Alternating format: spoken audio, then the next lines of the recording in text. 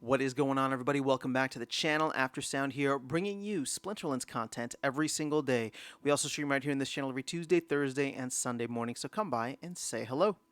All right, guys, let's talk about this new wave of players coming into the Splinterlands ecosystem.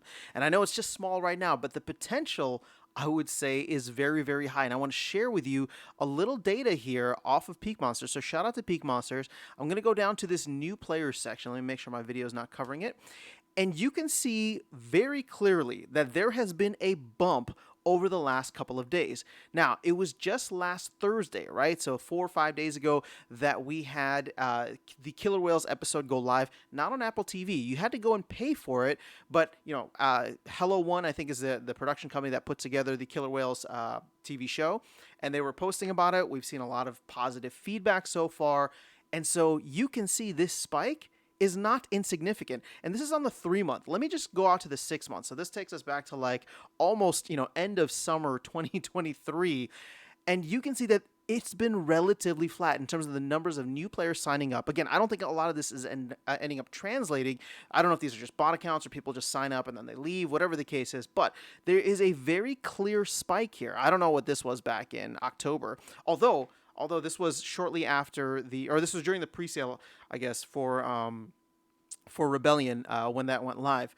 But you can see very clearly here that there has been a pop-up. Now, the other cool thing, and it's not as easy to tell on here, but this is actually probably more important, is the amount of spellbooks purchased. Because people can sign up for the game, play it for free with just the starter cards, but never actually earn anything and never actually go further or spend anything in-game. But you can see here that even still, these last couple of days, there has been a small or relatively small spike. Let me bring this down a little bit. We'll just go to the last month here so you can kind of see where we're at. Let me remove players. And you can see the amount of people signing up. Again, it was just a couple of days ago, but here we go with 7, what is this, 15, 11. Again, these are not large numbers by any means, and I'm not trying to make them larger than they actually are. We've seen signups happen before over the past couple of weeks and even months, but just with all the positive news that is happening, SPS has been on the rise, right? We're at 2.6, 2.7 cents. We had the Killer Whales TV, episode. And of course, there's just a lot of really positive momentum. There was even the the Soul Keep news made it into some of the Web3 gaming coverage, for example. So Splinterlands is getting out there. SPS is getting out there. People are coming in and checking out what it's all about. And more importantly, we're seeing spellbook purchases go up. Even if it's just slightly, we are seeing spellbook purchases come up. So if you're a new player to the game, please introduce yourself. Would love to see new names and faces in the chat or in the comment section. But, for the most part, I do believe we have people coming into the ecosystem, which makes me even more excited for when this actually goes live on Apple TV. Again, that's going to be sometime in March. March 11th is the date that's thrown out there, but it's the 3rd episode. And if it's not going to be a weekly show, or if it is going to be a weekly show, then it could be as late as March 25th. But either way, obviously, crypto is doing well right now. Bitcoin is doing well right now. And Splinterlands, in many ways, is doing well right now and getting a lot of really positive coverage. Not to mention the stuff that's happening adjacent to Splinterlands, but still part of the Steam Monsters company, which is GLX and Arcade Colony, right? You got the fork and the airdrop that's going to start for that, which will actually tie back into holding and staking SPS. So lots of really great things happening. I think that this, even prematurely, and I understand on this, I'm trying to call it out and keep myself in check here. It is a little premature, but you are starting to see the data. You are starting to see the rise of SPS. You're starting to see the demand pickup. You're starting to see spellbook purchases.